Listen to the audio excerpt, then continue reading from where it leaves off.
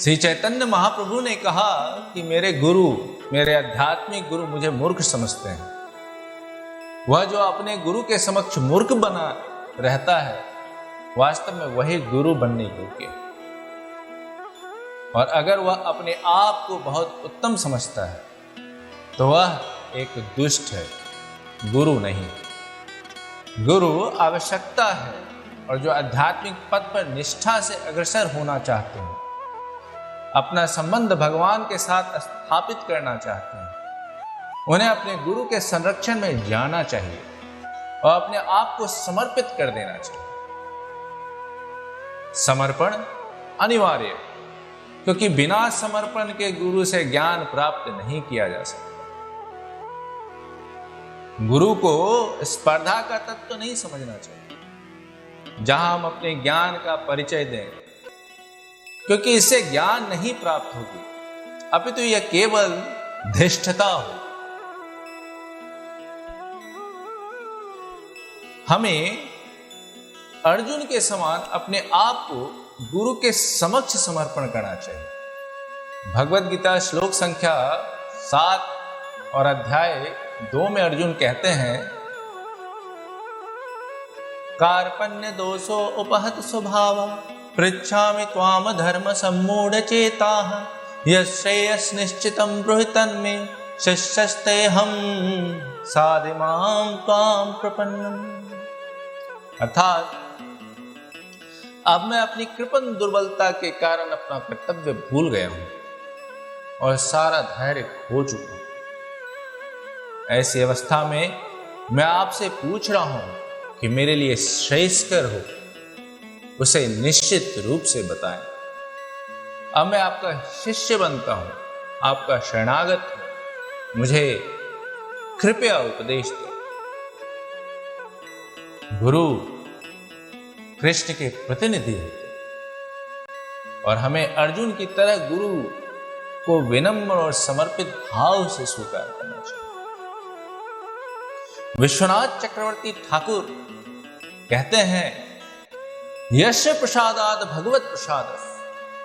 आध्यात्मिक गुरु की कृपा से ही भगवान की कृपा प्राप्त होती है। अगर हम प्रामाणिक गुरु को अपना समर्पण करते हैं तो भगवान कृष्ण स्वतः उसे अपनी भक्ति प्रदान कर देते हैं। भगवान कृष्ण 18वें अध्याय के 66वें श्लोक में कहते हैं, सर्वधर्मान परित्यज्य मामेकं शरणं व्रज अहम त्वं सर्वपापेभ्यो मोक्षयिष्यामि मा शुचः। अर्थात समस्त प्रकार के धर्म का परित्याग करो, मेरी शरण में आओ, मैं समस्त पापों से तुम्हारा उद्धार कर दूंगा, डरो मत। कोई पूछ सकता है कृष्ण कहाँ हैं, मैं कैसे उन्हें समर्पण करूं?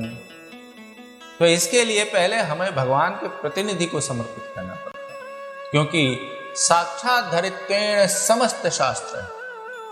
गुरु ही भगवान के ज्ञान रूपी समस्त शास्त्रों को धारण करते हैं और गुरु का सम्मान ईश्वर तुल्य करना चाहिए। लेकिन अगर कोई गुरु अपने आप को गुरु नहीं समझकर भगवान समझ ले तो वह एक चांडाल माना जाएगा, क्योंकि गुरु भगवान का अंतरंग सेवक है, इसलिए उन्हें सेवक भगवान माना जा सकता है। लेकिन सेवा प्राप्त करने वाले तो भगवान स्वयं हैं। अर्थात सेवक भगवान जो गुरु हैं, क्योंकि उनका सारा समय भगवान के चरणों की सेवा करना है, इसलिए उन्हें प्रभुपाद भी कहते हैं। गुरु कोई सज्जा सामग्री नहीं है। जब हम अति गंभीरता से भगवान का विज्ञान प्राप्त करना चाहते हैं, तभी हमें गुरु की आवश्यकता होती है।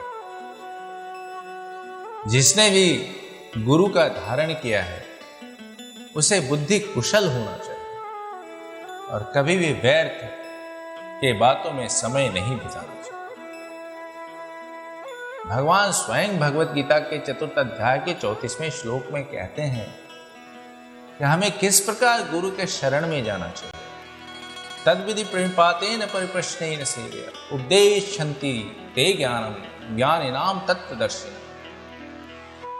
अर्थात तुम गुरु के पास जाकर सत्य को जानने का प्रयास करो, उनसे विनीत होकर जिज्ञासा करो, उनकी सेवा करो, स्वरूप सिद्ध व्यक्ति तुम्हें ज्ञान प्रदान कर सकते हैं, क्योंकि उन्होंने सत्य का दर्शन किया है।